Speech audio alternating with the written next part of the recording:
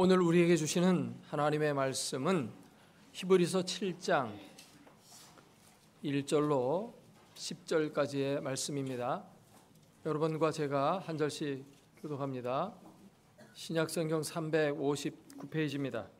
히브리서 7장 1절. 이 멜기세덱은 살렘 왕이요 지극히 높으신 하나님의 제사장이라. 여러 왕을 쳐서 죽이고 돌아오는 아브라함을 만나 복을 빈 자라. 아브라함이 모든 것의 10분의 1을 그에게 나누어 주니라. 그 이름을 해석하면 먼저는 의의 왕이요 그 다음은 살렘 왕이니 곧 평강의 왕이요 아버지도 없고 어머니도 없고 족보도 없고 시작한 날도 없고 생명의 끝도 없어 하나님의 아들과 닮아서 항상 제사장으로 있느니라. 이 사람이 얼마나 높은가를 생각해보라. 조상 아브라함도 노량물 중 10분의 1을 그에게 주었느니라. 레위의 아들들 가운데 제사장의 직분을 받은 자들은 율법을 따라 아브라함의 허리에서 난 자라도 자기 형제인 백성에게서 10분의 1을 취하라는 명령을 받았으나 레위 족보에 들지 아니한 멜기세덱은 아브라함에게서 10분의 1을 취하고 약속을 받은 그를 위하여 복을 빌었나니 논란의 여지 없이 낮은 자가 높은 자에게서 축복을 받느니라. 또 여기는 죽은 자들이 10분의 1을 받으나 저기는 산다고 증거를 얻은 자가 받았느니라. 또한 10분의 1을 받는 레위도 아브라함으로 말미암아 10분의 1을 바쳤다고 할 수 있나니 이는 멜기세덱이 아브라함을 만날 때 레위는 이미 자기 조상의 허리에 있었습니다. 아멘.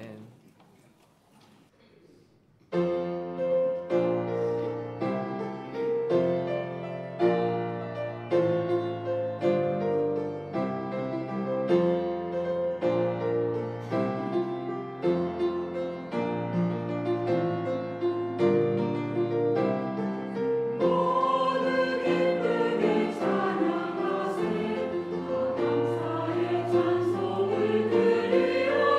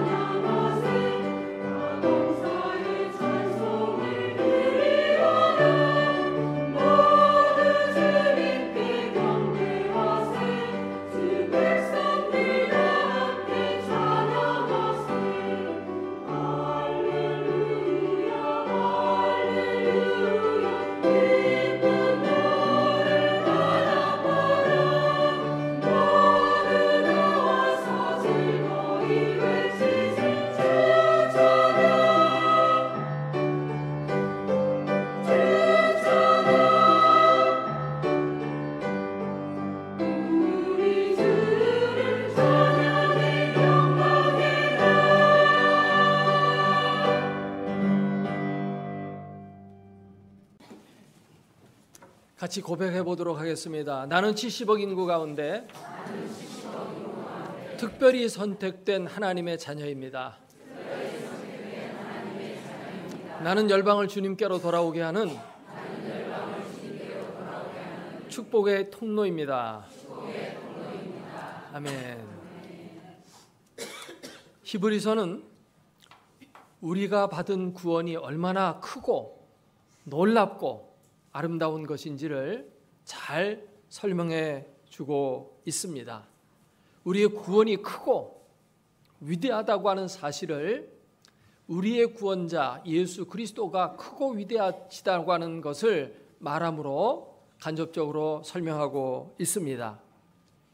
예수 그리스도는 위대한 왕이십니다. 만왕의 왕이시며 왕 중의 왕이십니다.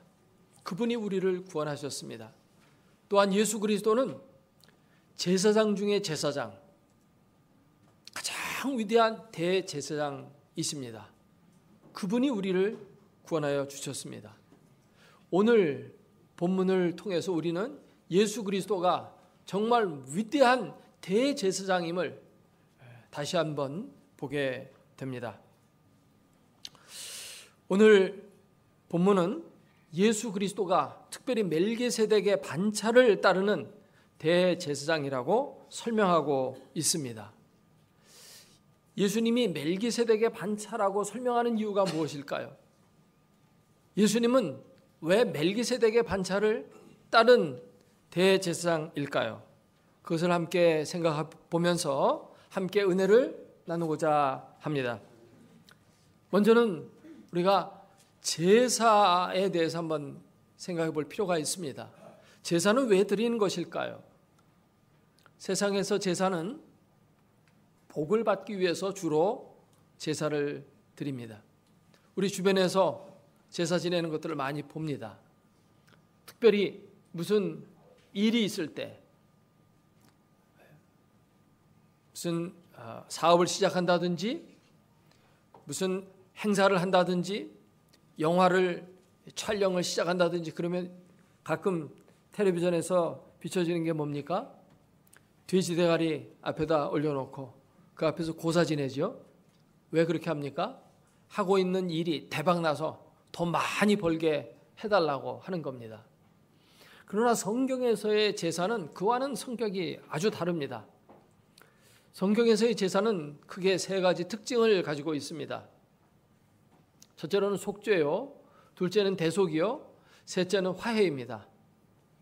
첫 번째는 속죄, 죄를 씻는 겁니다. 그래서 거룩함에 이르려고 하는 것이 제사의 목적이에요. 우리가 하나님 앞에 예배드리는 목적은 거룩함에 이르려고 하는 것이지, 우리가 예배 잘 드려서 하나님으로부터 무슨 복을 받아가지고 물질적으로 부자가 되려고 예배드리는 것이 아닌 줄로 믿습니다. 세상 제사와는 성경의 예배는 완전히 다른 거예요. 왜 속죄의 제사를 드려야만 합니까? 그것은 인간의 모든 고통과 죽음과 비참함이 다 죄에서 왔기 때문에 그 죄를 속하기 위해서 제사를 드리는 겁니다. 세상에서는 어떤 원인을 해결하지 않고 드러난 어떤 열매만 바꾸려고 하는 그런 의미에서 제사를 드립니다. 그러나 기독교의 예배는 원인을 해결하려고 하는 거예요. 죄에서 모든 고통이 왔어요. 그렇기 때문에 죄의 삭은 사망이고 죄로 말미암아 모든 이 땅에서의 저주가 왔기 때문에 죄의 문제를 해결하려고 하나님 앞에 예배하고 제사를 드리는 겁니다. 그렇기 때문에 기독교의 예배는 가장 근원적이고 본질적인 문제를 다루는 것이라고 할 수 있겠습니다. 그리고 기독교의 제사는 대속이라는 특징을 가지고 있습니다. 대속이라는 말은 대신 죄를 씻어준다는 거예요. 마땅히 죄를 지은 사람이 죄의 형벌을 받아야 하지만 우리가 죄의 삭은 사망이라고 했거든요. 로마서 6장 23절에 그렇게 말씀합니다. 그래서 죄를 지었기 때문에 죄를 속하기 위해서는 죽어야 돼요. 그러나 죽고 나면 하나님과의 관계가 회복되어서 하나님께 영광을 돌리고 또 행복한 삶을 살아야 될 내 자아가 없어지기 때문에 죽을 수가 없고, 대신 짐승을 잡아서, 짐승을 잡는데 짐승을 죽여서, 왜냐하면 죄의 삭은 죽음이라고 했기 때문에 죽여서 나를 대신해서 죄를 속하는 것입니다. 그래서 일반 제사에는 없는 제사 드리기 위한 과정 가운데 그 제물의 머리에다가 손으로 얹고 전가시키는 기도를 하는 것입니다. 내가 마땅히 죽음을 당해야 될 자이지만 대신 이 짐승을 죽임으로 내가 죽는 그런 아픔을 느끼면서 철저하게 회개합니다 라고 하는 그런 기도 가운데서 구약의 제사를 드렸던 것입니다. 그래서 짐승이 죽음으로 내가 마치 죽은 것처럼 대신 죄를 대속하는 이런 의미가 있다는 것입니다. 그리고 세 번째는 화해입니다.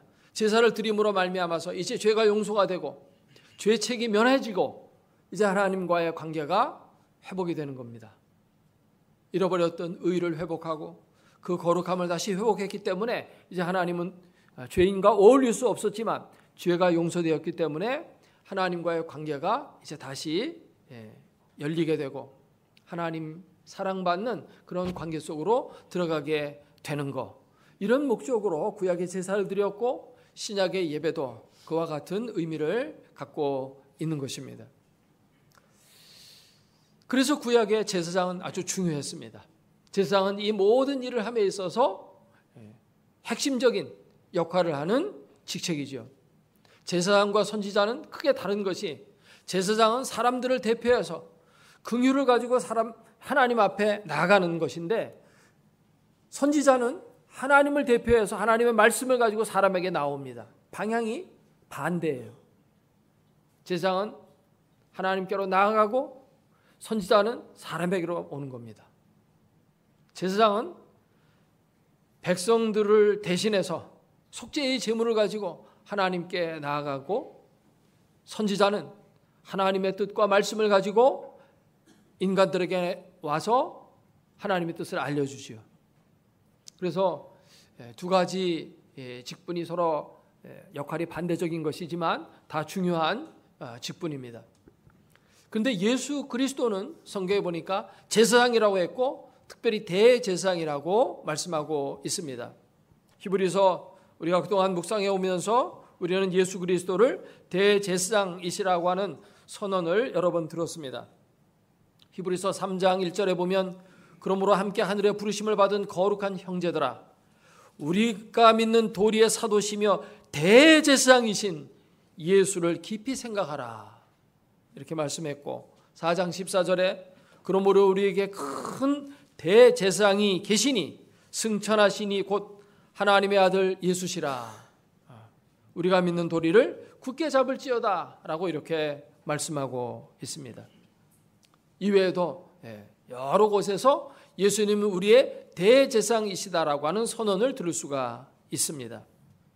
이 구약의 제사장들 그리고 대제사장, 그들과 예수 그리스도와는 어떻게 다를까요?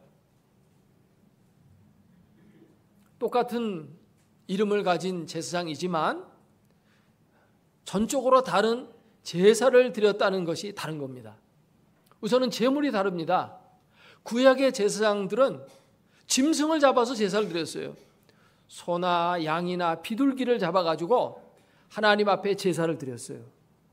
그러나 그 짐승들이 사람의 죄를 대속하기에는 역부족입니다.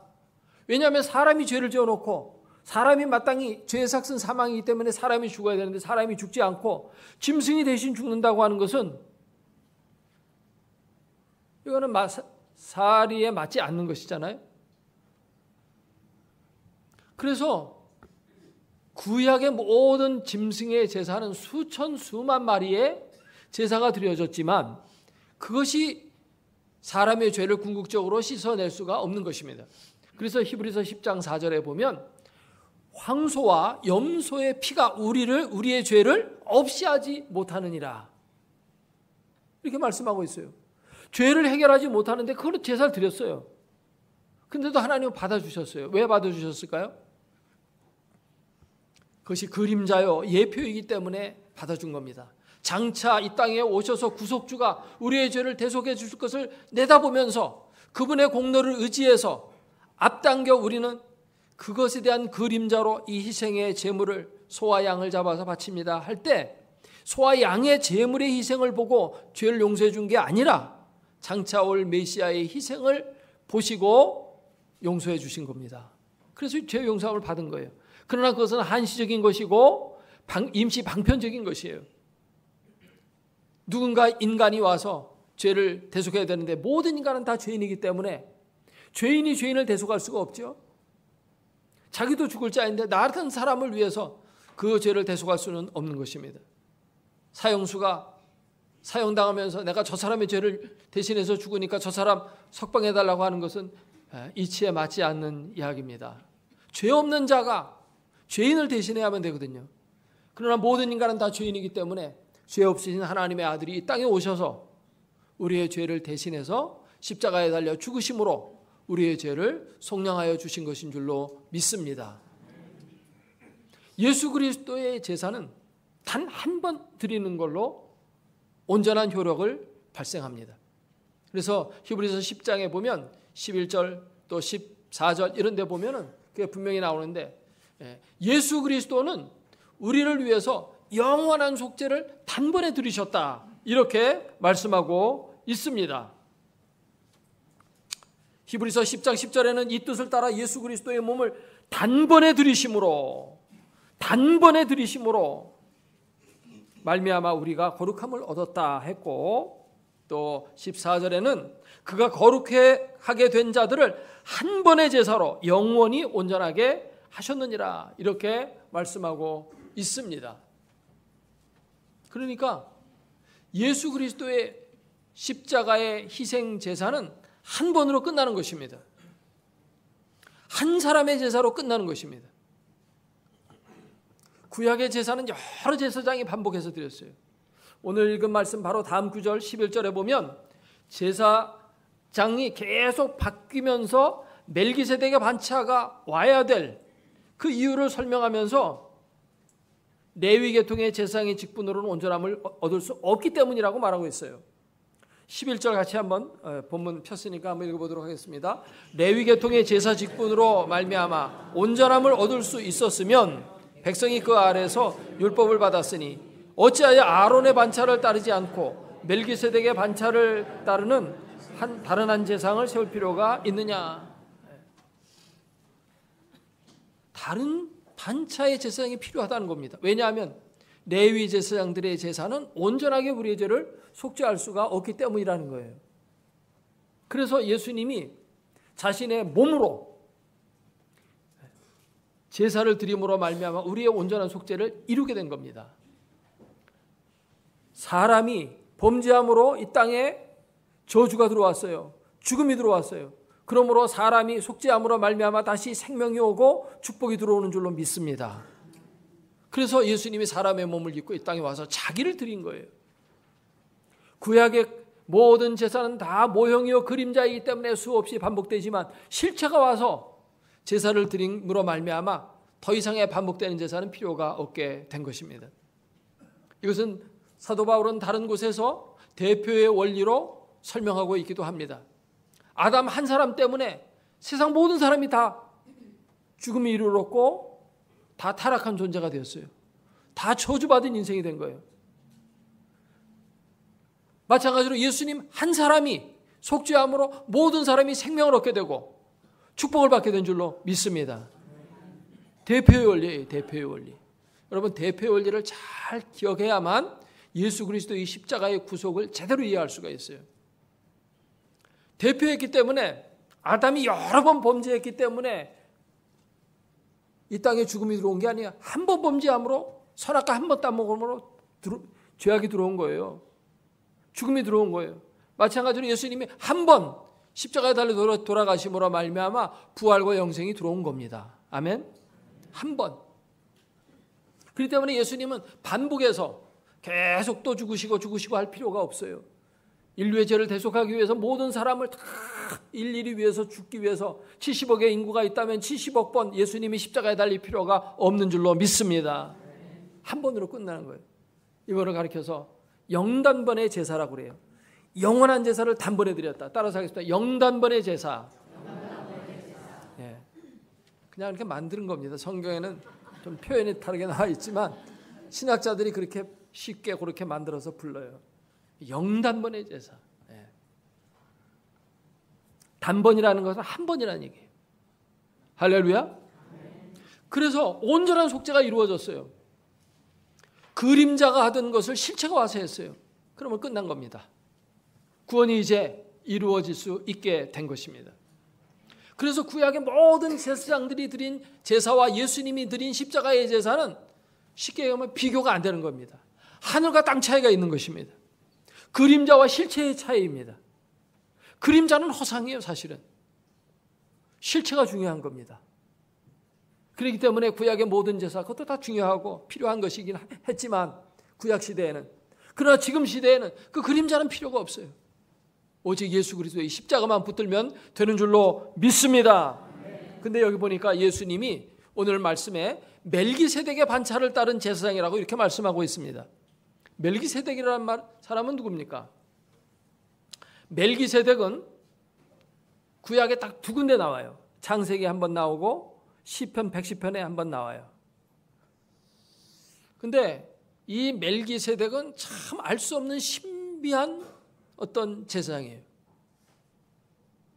성경에 갑자기 등장했다가 사라졌다가 몇백 년 만에 다시 한번 그 말이 언급되고 또 1000년이 지난 다음에 다시 이 히브리서에서 언급돼요. 딱 세 군데입니다. 창세기에 나오고 시편에 한 번 한 절 딱 나오고 그다음에 이제 히브리서에서는 10번 나와요.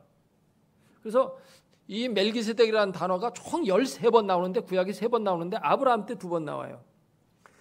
아브라함이 자기 조카 롯이 소돔 땅에 살다가 전쟁에 휘말려 가지고 포로로 잡혀서 이제 끌려가고 있는데 아브라함이 그 소식을 듣고 자기 조카 롯을 구하기 위해서 자기 집에서 기르던 318명의 하인을 데리고 가서 공격해 가지고 승리하고 조카를 구해갖고 돌아와요. 이때 나타났던 제사장이 바로 멜기세덱이라는 사람입니다.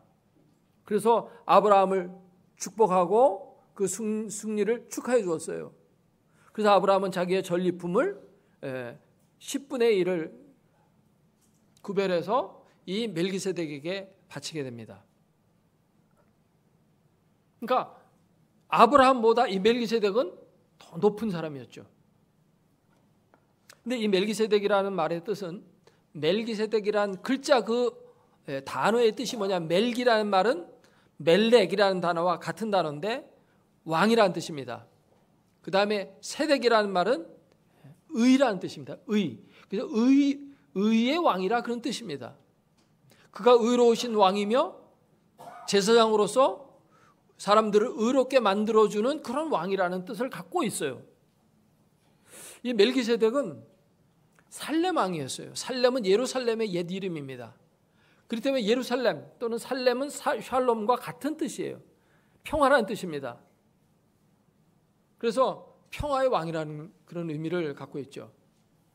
그러니까 예루살렘에 살고 있는 사람들은 이 멜기세덱 때문에 의로워지고 멜기세덱 때문에 평화를 누리는 그런 삶을 살았어요.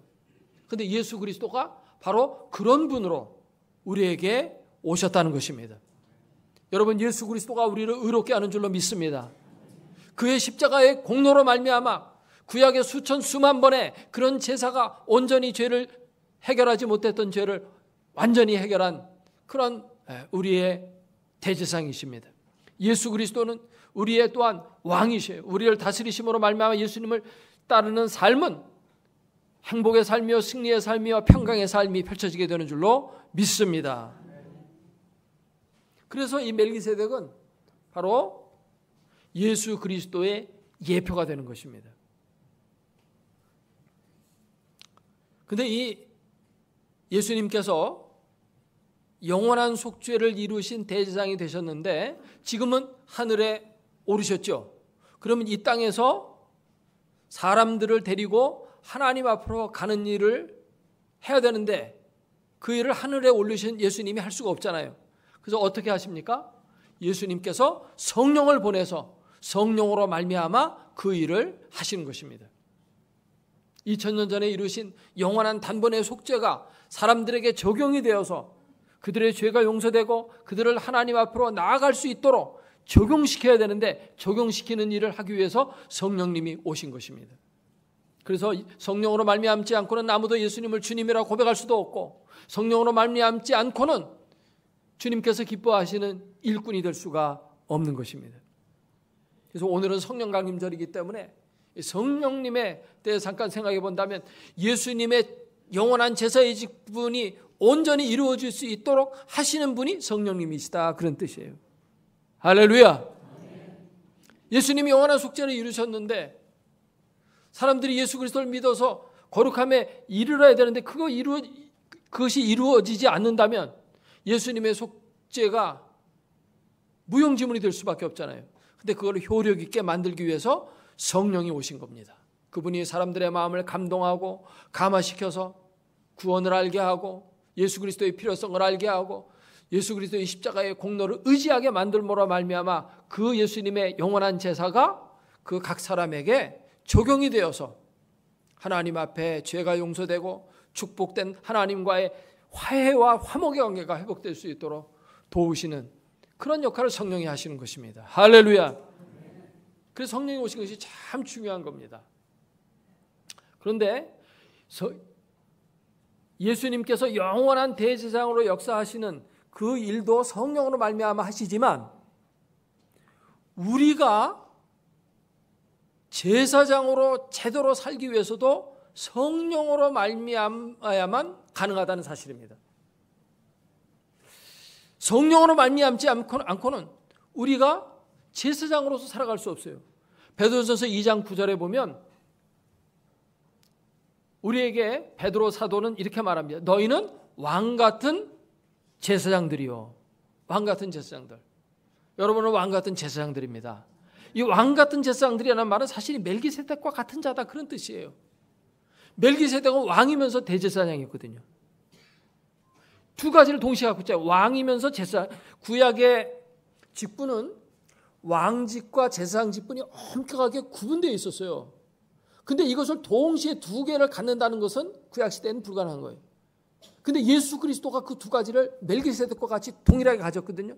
그래서 예수님을 믿는 자들도 왕 같은 제사장이 되는 것입니다. 할렐루야. 그냥 제사장만 하는 게 아니에요. 근데 그 일을 어떻게 해서 우리가 할 수가 있고 그런 직책을 소유하게 되느냐? 성령으로 말미암아 그것이 된다는 겁니다. 사도 바울은 그것을 우리에게 자기 자신도 그렇게 해서 제사장이 됐다라고 말해요. 사도 바울은 자기 자신을 제사장이라고 말했는데 로마서 15장 16절에 보면 나로 이방인을 위하여 예수 그리스도의 일꾼이 되어 하나님의 복음에 제사장 직분을 하게 하사, 하나님이 자신을 제사장 직분을 하게 하셨다는 거예요. 이방인을 제물로 드리는 것이 성령 안에서 거룩하게 되어 받으실 만하게 하려 하심이라. 이 말을, 로마서를 일반 유대인들이 그 당시에 읽었다면 피식 웃었을 거예요. 제사장은 레위 지파에 속한 아론의 후손들 가운데서만 제사장이 될 수가 있었어요. 그래서 예수님 당시에도 성전이 있었잖아요. 헤롯 성전이 있었는데 그 성전에는 제사장의 혈통 족보가 거기에 보관이 되어 있습니다. 왜냐하면 제사장의 후손이 아니면 절대 제사장이 될 수가 없어요. 레위 지파가 아니면 제사장이 될 수가 없어요. 근데 사도 바울은 무슨 지파냐면 베냐민 지파예요. 베냐민 지파는 제사장이 될 수가 없어요. 근데 제사장이라고 말하기 때문에 정통 유대인들은 이게 무슨 소리냐, 이게 말도 되지 않는 소리다, 이렇게 얘기했을 거예요. 그런데 자기가 제사장이라고 이렇게 말했는데 그것이 어떻게 된다고 했어요? 이방인을 제물로 드리는 제사장 역할을 할 수 있는 것은 성령 안에서 거룩하게 되어서 받으실 만하게 되었다 이렇게 말했어요. 성령 때문에 이 제사장 직분이 가능하다는 얘기입니다. 할렐루야. 성령님으로 말미암지 않고는 사도 바울이 결단코 제사장이 될 수가 없어요. 영적인 제사장은 성령으로 되었다는 거예요. 그 마찬가지로 우리도 예수 그리스도가 멜기세덱의 반차를 따른 대제사장인데 그분이 내 안에 들어오심으로 말미암아 나도 그런 왕 같은 제사장이 되었거든요. 근데 그런 직분이 되고 또 그런 일을 할 수 있는 것은 성령으로 말미암아서 된다는 것입니다. 그러니까 성령이 오신 성령 강림절은 우리 그리스도인들에게 아주 중요한 날이에요. 성령님이 없으면 우리는 왕 같은 제사장이 될 수도 없고 구원도 받을 수 없고 또 왕 같은 제사장 역할을 할 수도 없고, 성령이 너에게 임하면 너희가 권능을 받아서 많은 사람들에게 복음을 전해서 그들로 하여금 죄의 용서함을 받고 주님께로 돌아와서 하나님과 화목하게 되어지는 그런 역할을 할 수 있게 된다고 말하고 있어요. 그 일을 성령으로만 가능한 것입니다. 우리가 성령을 통해서 성령의 아름다운 열매도 맺고 성령을 통해서 여러 가지 은사들이 나타납니다. 기도할 때 능력도 나타납니다. 그런데 다만 그것만이 아니라 성령으로 말미암아 우리를 온전한 제사장이, 왕 같은 제사장이 되게 하신다는 것입니다. 여러분은 왕과 같은 귀한 제사장이라는 사실을 절대 잊어서는 안 되고, 그러한 자리에 내가 들게 되었다고 하는 것은 바로 성령님이 나를 그렇게 만들어 주셨다는 것을 생각하고 성령이 오신 것을 기뻐하고 날마다 성령 충만하고 성령 가운데서 행하는 여러분 되시기를 주의 이름으로 축원합니다. 기도하겠습니다.